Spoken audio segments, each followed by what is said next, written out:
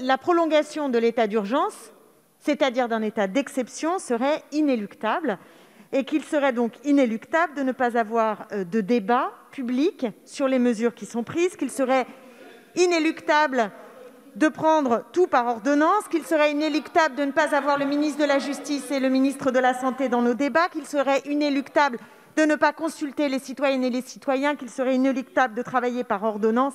Non, ce n'est pas inéluctable. Je redis, oui, vous avez massacré l'hôpital public.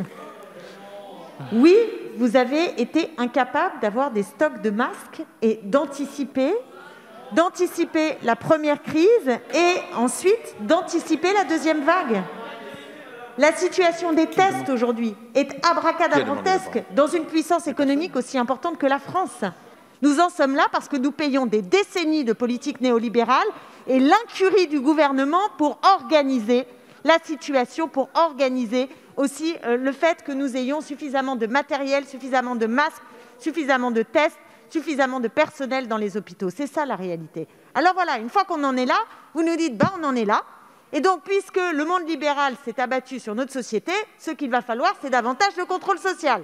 Et il n'y a pas d'autre solution que davantage de contrôle social. Et surtout, ne discutons pas, parce que ce serait des colloques, que de discuter avec les Français, que de faire vivre l'Assemblée nationale, que de demander à toutes les instances de médiation leur avis pour faire en sorte que les décisions qui sont prises aujourd'hui par un tout petit noyau de la société qui dirige le pays, elles soient comprises, elles puissent tout simplement être légitimes aux yeux du plus grand nombre. Or, si on veut lutter contre le Covid, le problème, c'est précisément que tout le monde soit dans l'assentiment et la compréhension des mesures sanitaires qui sont prises de contrôle et de restriction des libertés.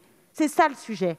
Et donc nous, ce que nous disons avec force dans cet hémicycle, c'est que s'asseoir sur la démocratie dans un moment aussi difficile et dangereux, c'est inefficace et c'est scandaleux d'un point de vue politique. Il faut conclure.